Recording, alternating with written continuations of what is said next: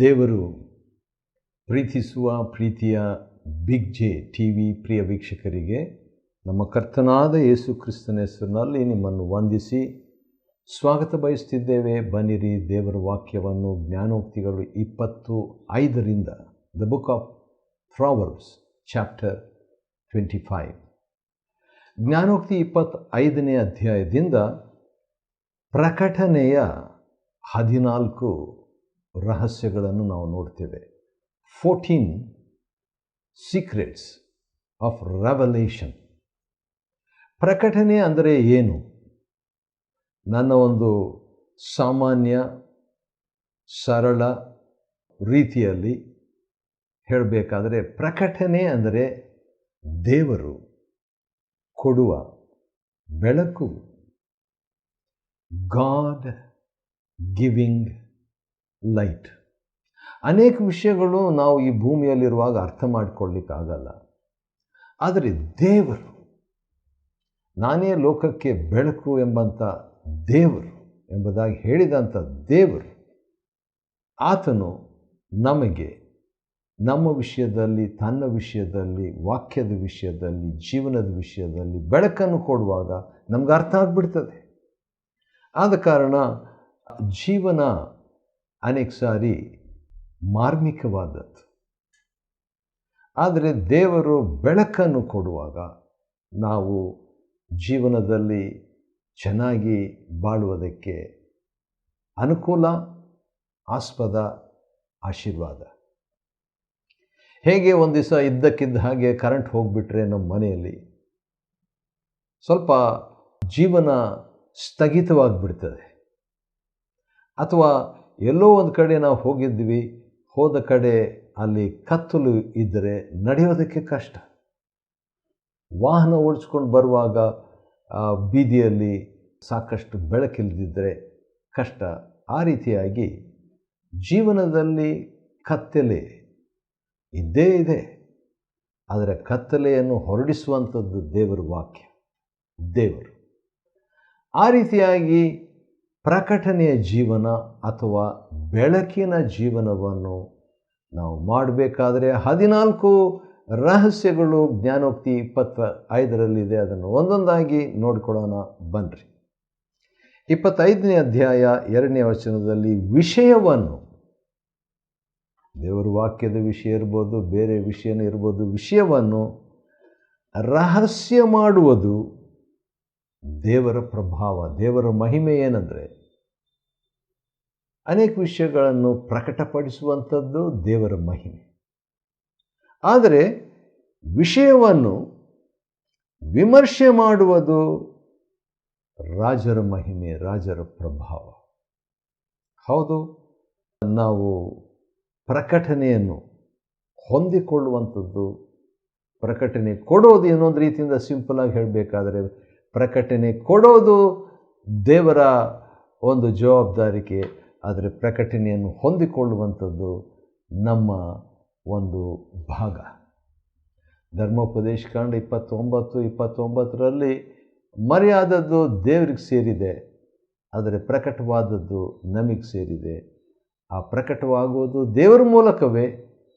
ಅದನ್ನು ಹೊಂದಿಕೊಳ್ಳುವಂಥದ್ದು ನಮ್ಮ ಜವಾಬ್ದಾರಿಕೆ. ಆದ ಕಾರಣ ಪ್ರಕಟಣೆಯ ಮೊದಲನೇ ರಹಸ್ಯ ಏನೆಂಬುದಾಗಿ ನೋಡುವಾಗ ವಿಷಯವನ್ನು ವಿಮರ್ಶೆ ಮಾಡುವುದು. ಹೌದು, ವಿಷಯವನ್ನು ನಾವು ತಿಳ್ಕೊಳ್ಳುವುದು, ಗ್ರಹಿಸುವುದು, ಅರ್ಥ ಮಾಡಿಕೊಳ್ಳುವುದು, ಆವಾಗ ಅದರ ಬಗ್ಗೆ ಒಂದು ಸ್ಟಡಿ ಮಾಡುವಂಥದ್ದು. ಸುಮ್ಮನೆ ನಾವು, ನನ್ನ ಜೀವನದಲ್ಲಿ 42 ವರ್ಷಗಳ ಸೇವೆಯಲ್ಲಿ ನಾನು ವಿಷಾದಕರವಾಗಿ ತಿಳ್ಕೊಂಡಂಥ ಒಂದು ಸಂಗತಿ ಏನಂದರೆ, ಭಾಳ ಜನರು, ನಾನು ಭೇಟಿಯಾದಂಥ 42 ವರ್ಷಗಳಲ್ಲಿ ವಿಶ್ವಾಸಿಗಳು, ದೇವರ ಸೇವಕರು, ಸ್ವಲ್ಪ ಮಟ್ಟಿಗೆ ಸೇವೆಯಲ್ಲಿರುವಂಥವ್ರು, ಭಾಳ ಜನರು ದೇವರ ವಾಕ್ಯದ ಅಜ್ಞಾನ, ದೇವರ ವಾಕ್ಯ ತಿಳ್ಕೊಳ್ಳದೇ ಇರುವಂಥದ್ದು, ಸ್ವಲ್ಪ ಮಟ್ಟಿಗೆ ತಿಳಿಯುವಂಥದ್ದು. ಅದಕ್ಕೆ ಕಾರಣ ಏನಂದರೆ ಪ್ರಕಟಣೆ ಇಲ್ಲದಿರುವುದು. ಪ್ರಕಟಣೆ ನಮಗೆ ಬೆಳಕನ್ನು ಕೊಡ್ತದೆ. ಸರಿ, ಎರಡನೇ ಕಾರಣ, ಪ್ರಕಟಣೆ ನಮಗೆ ಸಿಗಬೇಕಾದರೆ ಏನು ಮಾಡಬೇಕು? 25ನೇ ಅಧ್ಯಾಯ ಜ್ಞಾನೋಕ್ತಿ 6ನೇ ವಚನ, ಹೆಚ್ಚಿಸಿಕೊಳ್ಳಬೇಡ. ಹೆಚ್ಚಿಸಿಕೊಳ್ಳುವವರಿಗೆ ಪ್ರಕಟಣೆ ಇಲ್ಲ, ತಗ್ಗಿಸಿಕೊಳ್ಳುವವರಿಗೆ ದೇವರ ಪ್ರಕಟಣೆ, ದೇವರು ಕೊಡುವ ಬೆಳಕು ಲಭ್ಯವಿರುತ್ತದೆ. ಆದ ಕಾರಣ ಪೌಲನು ಕೂಡ ಎಫೆಸದವರಿಗೆ ಬರೆದ ಪತ್ರಿಕೆ 3ನೇ ಅಧ್ಯಾಯದಲ್ಲಿ ತನಗೆ ಪ್ರಕಟಣೆ ಸಿಕ್ಕಿದೆ ಅಂತ ಮಾತಾಡ್ತಾರೆ ಪೌಲನು. ಅದ್ರ ಬಗ್ಗೆ ನಾವು ನೋಡುವಂಥದ್ದು ಒಳ್ಳೆಯದು. ಹಾಗೆ ನೆನಪಿಗೆ ಬಂತು ನನಗೆ, ಕೆಲವು ವರ್ಷಗಳ ಹಿಂದೆ ಹೊಸಪೇಟೆಯಲ್ಲಿ, ಬಳ್ಳಾರಿಯ ಹೊಸಪೇಟೆಯಲ್ಲಿ ಈ ಮಾತು ನಾನು ಸುಮಾರು 16 ತಾಸುಗಳು ಇದನ್ನು ಮಾತಾಡುವಂತೆ 3 ದಿನಗಳು ದೇವರು ಕೃಪೆ ಕೊಟ್ಟರು. ಆವಾಗ ಈ ಮಾತನ್ನು ನಾನು ಅಲ್ಲಿ ಕೆಲವು ವರ್ಷಗಳ ಹಿಂದೆ, ಅದು ಸುಮಾರು 30 ವರ್ಷಗಳ ಹಿಂದೆ ಅಂತ ಕಾಣ್ತದೆ, ಆ ವರ್ಷಗಳ ಹಿಂದೆ ಎಲ್ಲ ಸಭೆಗಳು ಸೇರಿ ಮಾತನಾಡುವಾಗ ಈ ಮಾತನ್ನು ನಾನು ಹೇಳುವಂತೆ ಆಯಿತು. ಅದೇನಂತ ಹೇಳಿದರೆ, 3ನೇ ಅಧ್ಯಾಯ ಎಫೆಸದವರಿಗೆ ಬರೆದ ಪತ್ರಿಕೆಯಲ್ಲಿ 2ನೇ ವಚನ 3ನೇ ವಚನದಲ್ಲಿ ಈ ರೀತಿಯಾಗಿದೆ: ದೇವರು ನನಗೆ ಕೃಪೆಯಾಗಿ ಕೊಟ್ಟ ಕೆಲಸವನ್ನು ಇದುವರೆಗೆ ಗುಪ್ತವಾಗಿದ್ದ ಒಂದು ಸಂಗತಿ ದೈವ ಪ್ರಕಟಣೆಯಿಂದ ನನಗೆ ತಿಳಿಸಲ್ಪಟ್ಟಿತೆಂಬುದನ್ನು ನೀವು ಕೇಳಿದ್ದೀರಲ್ಲ. ಇನ್ನೊಂದು ಸಾರಿ ಭಾಳ ಚೆನ್ನಾಗಿದೆ. ದೇವರು ನನಗೆ ಕೃಪೆಯಾಗಿ ಕೊಟ್ಟ ಕೆಲಸವನ್ನು ಇದುವರೆಗೆ ಗುಪ್ತವಾಗಿದ್ದ ಒಂದು ಸಂಗತಿ, ಭಾಳ ಸಂಗತಿ ಅಲ್ಲ, ಒಂದು ಸಂಗತಿ ದೈವ ಪ್ರಕಟಣೆಯಿಂದ ನನಗೆ ತಿಳಿಸಲ್ಪಟ್ಟಿದೆ. ಯಾಕೆ ಪೌಲನಿಗೆ ಇದು ತಿಳಿಸಲ್ಪಟ್ಟಿದೆ? ಈ ಒಂದು ಸಂಗತಿ, ಆ ಮರ್ಮವು, ಆ ಒಂದು ಸಂಗತಿ ಎಫೆಸ 3:5 ಬೇರೆ ಕಾಲಗಳಲ್ಲಿ ಇದ್ದ ಜನರಿಗೆ ತಿಳಿಸಲ್ಪಡಲಿಲ್ಲ. ವಾವ್! ಆದಾಮನಿಗೆ ಗೊತ್ತಿಲ್ಲ, ಮೋಶೆಗೆ ಗೊತ್ತಿಲ್ಲ, ಅಬ್ರಹಾಮನಿಗೆ ಗೊತ್ತಿಲ್ಲ, ದಾವೀದನಿಗೆ ಗೊತ್ತಿರಲಿಲ್ಲ, ಯೆಶಾಯನಿಗೆ ಗೊತ್ತಿರಲಿಲ್ಲ, ಯೋಬನಿಗೆ ಗೊತ್ತಿರಲಿಲ್ಲ. ಯಾಕೆ ಪೌಲನಿಗೆ ಇದು ತಿಳಿಸಲ್ಪಟ್ಟಿತು ಎಂಬುದಾಗಿ ನೋಡುವಾಗ ಒಂದು ಕಾರಣ ಕೊಡ್ತಾನೆ, ಅದನ್ನು ನಾನು ಹೇಳಲೇಬೇಕು.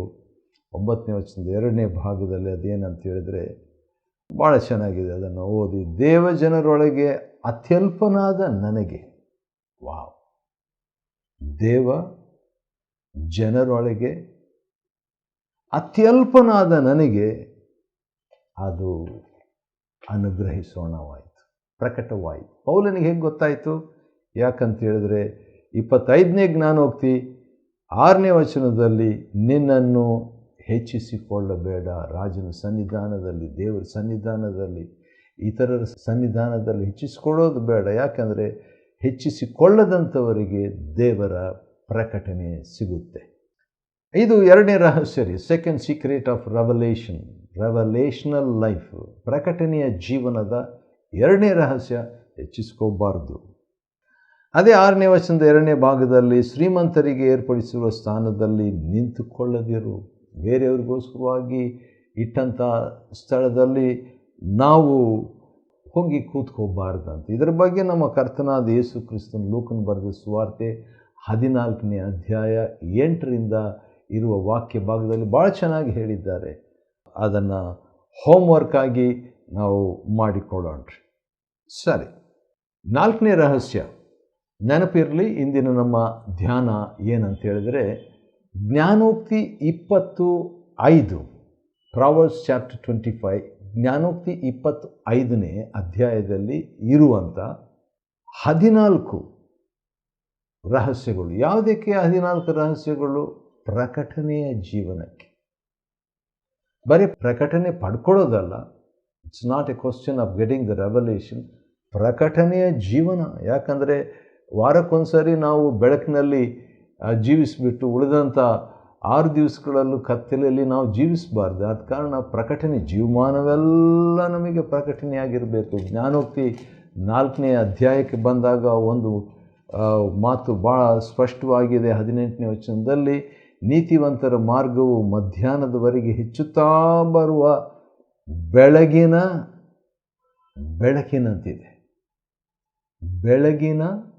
ಬೆಳಕಿನಂತಿದೆ ನೀತಿವಂತರ ಮಾರ್ಗ. ನಮ್ಮ ಕರ್ತನಾದ ಯೇಸು ಕ್ರಿಸ್ತನ ಮುಖಾಂತರವಾಗಿ ರೋಮ 5:1 ನೀತಿವಂತರಾದೇವಲ್ಲ, ಹಾಗಾದರೆ ನಮ್ಮ ಬೆಳಕು ಸ್ವಲ್ಪ ಮಟ್ಟಿಗೆ 0 ಬಲ್ಬ್ ಇದ್ದ ಹಾಗೆ ಇರಬಾರ್ದು, ಅದು ಮಧ್ಯಾಹ್ನದವರೆಗೆ ಹೆಚ್ಚುತ್ತಾ ಬರುವಂಥ ಬೆಳಕಿನಂತೆ ಇರಬೇಕು. ಸರಿ, ಪ್ರಕಟಣೆಯ ಜೀವನ ನಾವು ಮಾಡಬೇಕಂತ ಹೇಳಿದರೆ ಇನ್ನೊಂದು ರಹಸ್ಯ ಏನಂದರೆ, ವ್ಯಾಜ್ಯಕ್ಕೆ ಹೋಗಬೇಡ. ನೆರೆಯವರ ಮೇಲೆ ವ್ಯಾಜ್ಯಕ್ಕೆ ಹೋಗಬೇಡ. ನನ್ನ ಆತ್ಮಿಕ ನಾಯಕರು, ಆತ್ಮಿಕ ತಂದೆ, ಅವರ ವಿಷಯದಲ್ಲಿ ಒಂದು ಮಾತು ನನಗೆ ನೆನಪಿದೆ. ಯಾರಾದರೂ ಅವರ ಹತ್ರ ವಾಗ್ವಾದ ಮಾಡಲಿಕ್ಕೆ ಬಂದುಬಿಟ್ರೆ ಅವ್ರು ಏನು ಮಾಡ್ತಿದ್ರು? ವ್ಯಾಜ್ಯಕ್ಕೆ ಹೋಗ್ತಿದ್ದಿಲ್ಲ. Okay, believe what you like to believe. Sorry, I will not involve. ನಾನು ಆ ವಿಷಯದಲ್ಲಿ ನಾನು ವ್ಯಾಜ್ಯ ಮಾಡಲಿಕ್ಕೆ ಬರಲ್ಲ. ಅವರು ಹೇಳಲಿಕ್ಕೆ ಯತ್ನಿಸ್ತಾರೆ, ಆದರೆ ವ್ಯಾಜ್ಯ ಮಾಡಲಿಕ್ಕೆ ಬಂದುಬಿಟ್ಟಾಗ ಆವಾಗ ಏನಾಗ್ತದೆ? ನೀನು ಏನು ಮಾಡಬೇಕು ಮಾಡಿಕೊಡ್ರಿ ಅಂತಾರೆ. ಕೆಲವು ಸಾರಿ ನ್ಯಾಯಾಲಯಕ್ಕೆ ಅವರನ್ನು ಕೊಂಡು ಒಯ್ಯುವಂಥ ವ್ಯಾಜ್ಯ ಕೂಡ ಆಗಿದೆ. ವ್ಯಾಜ್ಯದಲ್ಲಿ ವಾಗ್ವಾದದ ವ್ಯಾಜ್ಯ ಇದೆ ಮತ್ತು ಈ ಕೋರ್ಟ್ ಕೇಸು, ನ್ಯಾಯಾಲಯ ಅದು ಕೂಡ ಇದೆ ರೀ. ಆ ರೀತಿಯಾಗಿ ಹೋಗಬೇಡ. ಯಾಕೆ? ನಿನಗೆ ಪ್ರಕಟಣೆ ಬೇಕಲ್ವ, ಪ್ರಕಟಣೆಯ ಜೀವನ ನೀನು ಜೀವಿಸಬೇಕಲ್ವ. ಹಾಗಾದರೆ ವ್ಯಾಜ್ಯಕ್ಕೆ ಹೋಗಬೇಡ. ಕೊರಿಂಥದ ಕೆಲವರು ವ್ಯಾಜ್ಯಕ್ಕೆ ಹೋಗಿದ್ದರು. ಅನ್ಯರ ಹತ್ರ ನೀವು ದೇವರನ್ನು ನಂಬದಂಥವ್ರ ಹತ್ರ ನೀವು ಹೋಗಿದ್ದೀರಲ್ಲ ಎಂಬುದಾಗಿ ಪೌಲನು ಬರಿತಾನೆ. ಇದರಿಂದ ಏನು ತೋರಿಸ್ತದೆ? ನೀವು ಸೋತಿದ್ದೀರಿ, ನಿಮ್ಮ ಪ್ರಕಟಣೆ ಇಲ್ಲ ಎಂಬ ಮಾತನ್ನು ಹೇಳ್ತಾನೆ. 9ನೇ ವಚನದಲ್ಲಿ ಆ ಪ್ರಕಟಣೆಯ 5ನೇ ರಹಸ್ಯ ಇದೆ. ಅದೇನಂತ ಹೇಳಿದರೆ, ಒಬ್ಬರ ಗುಟ್ಟು ಹೊರಪಡಿಸಬಾರ್ದು. ಎಷ್ಟೋ ಜನರು ನಮಗೆ ಕಾನ್ಫಿಡೆಂಟ್ ಆಗಿ ದೇವ್ರ ಸೇವಕರಾಗಿ ಇರುವಂಥವ್ರಿಗೆ, ಅಥವಾ ಯಾರ ಮೇಲೆ ದೇವ್ರ ಸೇವಕರಲ್ಲದಿದ್ದರೂ ಸೇವೆ ಮಾಡದಿದ್ದರೂ ಕೂಡ ಯಾರ ಮೇಲೆ ಭರವಸೆ ಇದೆಯೋ ಅಂಥವರಿಗೆ ಕೆಲವು ವಿಷಯಗಳು, ರಹಸ್ಯಗಳು ಹೇಳ್ತಾರೆ. ಅದನ್ನು ನಾವು ಹೊರಪಡಿಸಬಾರ್ದು, ಅದನ್ನು ಪಬ್ಲಿಕ್ ಮಾಡಬಾರ್ದು. ಯಾರೋ ಒಬ್ಬರು ಹೇಳಿದರು, ದೇವ್ರ ಸೇವಕರು ಅಥವಾ ಭರವಸೆಯಿಂದ ನಮಗೆ ಕೆಲವು ವಿಷಯಗಳನ್ನು ಹೇಳಿದಂಥವರು ಹೇಗಿದ್ದಾರೆ ಅಂದರೆ, ಒಂದು ಪೋಸ್ಟ್ ಬಾಕ್ಸ್ ಇದ್ದ ಹಾಗೆ ಅಂತ ಹೇಳ್ಬಿಟ್ಟು. ಆ ದಿವಸಗಳಲ್ಲಿ ಹೆಚ್ಚಾಗಿ ಪೋಸ್ಟ್ ಮಾಡ್ತಾರೆ, ಈ ದಿವಸಗಳಲ್ಲಿ ಕಡಿಮೆ ಅದು, ಆದರೂ ಇದೆ. ಆ ಪೋಸ್ಟ್ ಬಾಕ್ಸ್ನಲ್ಲಿ ಅವರು ಒಂದು ಹೇಳಿದಂಥ ಒಂದು ಲೆಟ್ರು, ಇವರ ವಿಷಯವಾಗಿ ಒಂದು ಲೆಟ್ರು, ಬೇರೆಯವರು ಬರೆದಂಥ ಪತ್ರಗಳು ತುಂಬಿರ್ತದೆ. ಎಲ್ಲರ ಪತ್ರಗಳು ತಕ್ಕೊಂಡು ಆ ಪೋಸ್ಟ್ ಬಾಕ್ಸು ಯಾವ ರೀತಿಯಾಗಿ ಬೇರೆಯವರಿಗೆ ಯಾರ್ಯಾರಿಗೆ ಸೇರಬೇಕಾದನ್ನು ಸಂಗ್ರಹಿಸಿ ಕೊಡುವಂತೆ, ತಲುಪುವಂತೆ ಮಾಡ್ತದಲ್ಲ, ಹಾಗೆ ಇರಬೇಕು ಅಂತ.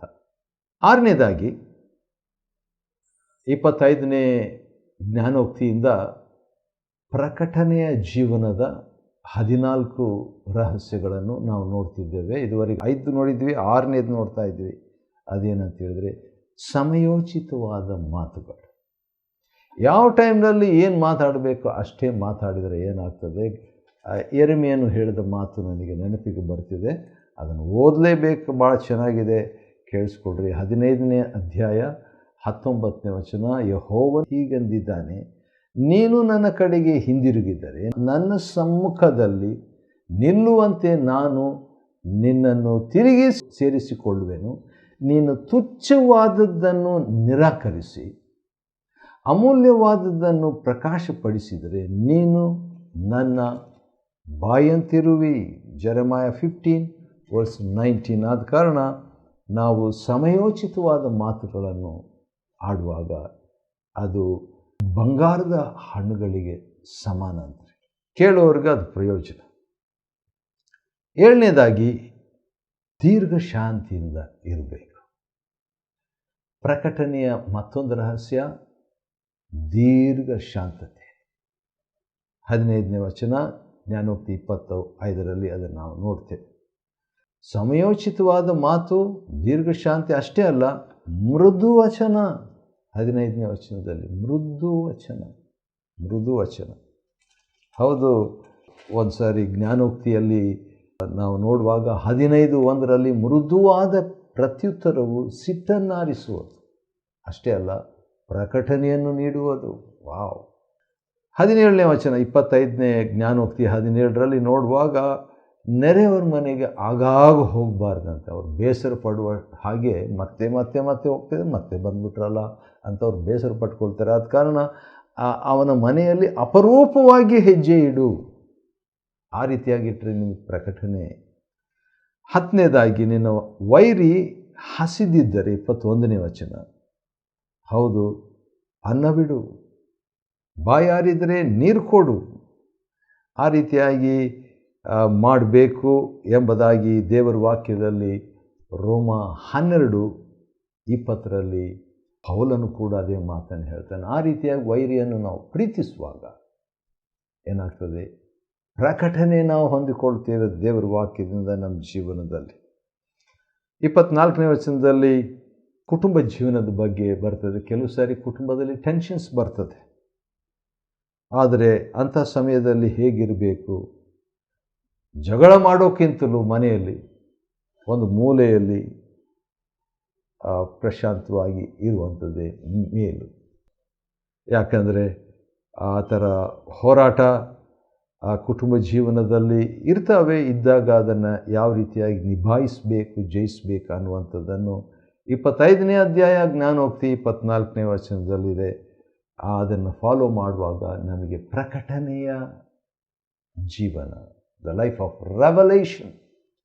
ಕೊನೆಯದಾಗಿ 25 ಜ್ಞಾನೋಕ್ತಿ 25 ಏನಂದರೆ ಒಳ್ಳೆಯ ಸಮಾಚಾರ. ಒಳ್ಳೆಯ ಸಮಾಚಾರ ಅಂತ ಹೇಳಿದ್ರೆ ಸಕಾರಾತ್ಮಕವಾದ ಮಾತು ಅಂತ ಅರ್ಥ. ಒಳ್ಳೆಯ ಸಮಾಚಾರ ಅಂತ ಹೇಳಿದ್ರೆ ದೇವರ ಸುವಾರ್ತೆ, ಆ ರೀತಿ ಕೂಡ ಅರ್ಥ ಆಗ್ತದೆ. ಆ ರೀತಿಯಾಗಿ ನಾವು ಇತರರಿಗೆ ಹೇಳುವುದರಿಂದ ಏನಾಗ್ತದೆ? ನಾವು ಪ್ರಕಟಣೆಯನ್ನು ಹೊಂದಿಕೊಳ್ತೇವೆ. ಯಾರಿಗೆ ಹೆಚ್ಚಾಗಿ ಕೊಡಲ್ಪಡ್ತದೆ ಅವ್ರ ಕಡೆಯಿಂದ ಹೆಚ್ಚಾಗಿ ಕೇಳಲ್ಪಡ್ತದೆ. ಆದ ಕಾರಣ ದೇವರು ನಮಗೆ ಒಳ್ಳೆಯ ಸಮಾಚಾರವನ್ನು ಕೊಟ್ಟಾಗ ಏನಾಗ್ತದೆ? ಬಳಲಿ ಬಾಯಾರಿದವರಿಗೆ ತಣ್ಣೀರು ಹೇಗೋ ಹಾಗೆ ಅಂತ.